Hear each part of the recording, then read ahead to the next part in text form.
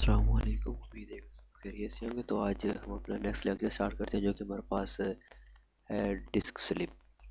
जो हमारा vertebral column होता है, तो उसमें ये होता है कि हर वर्टिब्रा के दरमियान एक कुशन होता है जिससे हम डिस्क कहते हैं। तो intervertebral disc is a cushion like a pad composed of inner, जो उसकी इनर सरफेस होती है उसमें सेमी फ्लूइड होता है जिसे हम न्यूक्लियस पल्पोसिस कहते हैं, जो कि एक रबड़ बाल की तरह एक्ट करता है और डिस्क को इलास्टिसिटी प्रोवाइड करता है और उसको कंप्रेसिबिलिटी। अगर आउटर से मतलब स्ट्रॉन्ग, यानी कि अगर हम कोई भी हमारी बॉडी पर प्रेशर पड़ता है तो ये कंप्रेसिबिलिटी भी उसे प्रोवाइड करता है। तो उसके ऊपर जो एक स्ट्रॉन्ग आउटर रिंग होती है फाइब्रो कार्टिलेज की, उसको हम एनालस फाइब्रोसिस कहते हैं। जो एनालस फाइब्रोसिस का काम क्या होता है, ये जो हमारी डिस्क्स को होल्ड कर, यानी कि टुगेदर होल्ड करता है। तो डिस्क का काम क्या है, ये एक शॉक एब्जॉर्बर के तौर पर एक्ट करते हैं ड्यूरिंग वॉकिंग, जंपिंग, रनिंग और जब भी हम बेंट होते हैं तब। तो क्या होता है कि सडन या फिजिकल ट्रोमा या spines for example from bending forward while lifting a heavy object. तो क्या होता है कि जब कोई एक फिजिकल ट्रोमा जिसमें हम फॉरवर्ड बेंडिंग होती है या वेट पुट करना, हैवी वेट, तो रिजल्ट में क्या हो जाता है, हर्निएशन। हर्निएशन होता है कि एक या दो डिस्क का अपनी जगह से हिल जाना। तो इसको हम हर्निएशन यानी कि डिस्क स्लिप कहते हैं आम वर्ड्स में। इसमें क्या होता है कि जो हमारा रप्चर हो जाता है एनालस, यानी कि जो हमारा डिस्क का इनर सरफेस है जिसे हम न्यूक्लियस पल्पोसिस कहते हैं, वो रप्चर हो जाता है।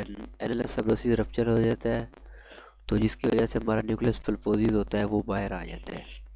तो इफ़ प्रोपोर्शन स्पाइनल कॉर्ड और स्पाइनल नर्व एग्जिस्टिंग फ्रॉम, तो ये होता है कि अगर मतलब बहुत ज़्यादा सवेयर हो जाए तो जिससे हमारी डिस्क का स्ट्रक्चर भी और डिस्टर्ब हो सकता है। और ख़ास स्पेशली जो नर्व, यानी कि हमारे जितने भी 33 वर्टिब्रास होते हैं, तो इनसे मतलब नर्व्स निकल, जिन्हें हम स्पाइनल नर्व्स कहते हैं, वो निकल रही होती हैं।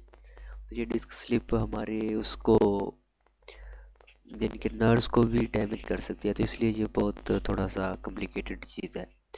तो इसकी ट्रीटमेंट क्या है कि बेड रेस्ट है और पेन किलर यूज़ की जाती है। तो अगर ये सही ना हो तो फिर डिस्क को सर्जिकली रिमूव किया जाता है। नेक्स्ट जो डिज़ीज़ है दैट इज़ स्पोनोडायलिसिस।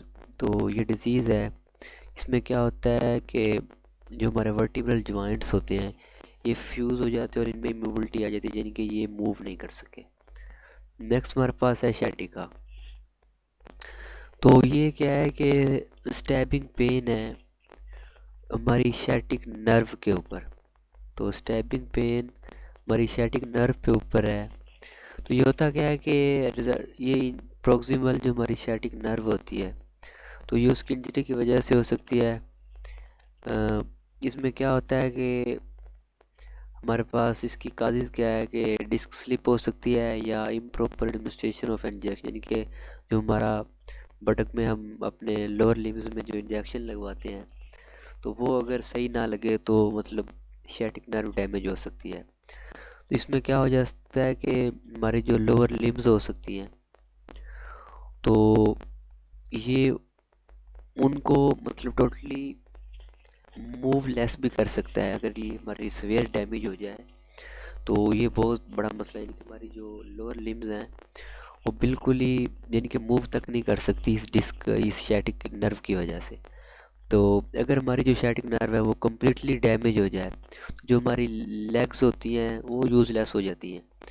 तो ना ही तो वो फ्लेक्स की जा सकती है, ना ही एंकल मूवमेंट हो सकती है, कंप्लीट लॉस्ट हो जाता है। तो इसकी जो रिकवरी है वो स्लो होती है और इनकम्प्लीट होती है। ठीक है, क्योंकि अगर ये शैटिक नर्व हमारी पूरी एक दफ़ा डैमेज हो जाए तो देन ये दोबारा रिकवर नहीं हो सकती और बहुत ज़्यादा सीवियर किस्म की ये एक डिज़ीज़ है। नेक्स्ट है अर्थराइटिस। तो अर्थराइटिस हमने पीछे भी पढ़ा है। ये क्या है कि इन्फ्लेमेटरी और डिजनरेटिव डिजीज़ है जो कि हमारे जॉइंट्स को डैमेज करती है।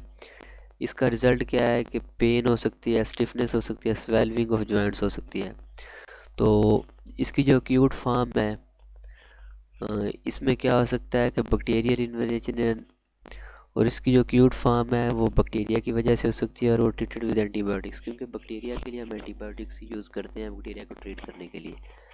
तो जो the membrane lining, the joints, thickness, flood, protection, इसमें होता क्या है कि जो हमारी मेम्ब्रेन हमारे जॉइंट्स की लाइनिंग में प्रेजेंट होती है, तो उनकी जो थिकनेस होती है वो कम हो जाती है, तो जिसकी वजह से हम फ्रिक्शन हमारी इंक्रीज हो जाती है।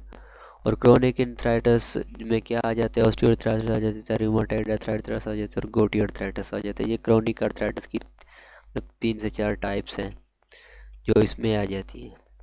तो यहाँ तक ये हमारा कंप्लीट हुआ। नेक्स्ट हमारे पास लॉन्ग क्वेश्चन है जो कि रिपेयर ऑफ ब्रोकन बोन और बहुत इंपॉर्टेंट लॉन्ग है, इसको हम इंशाल्लाह नेक्स्ट लेक्चर में डिस्कस करेंगे।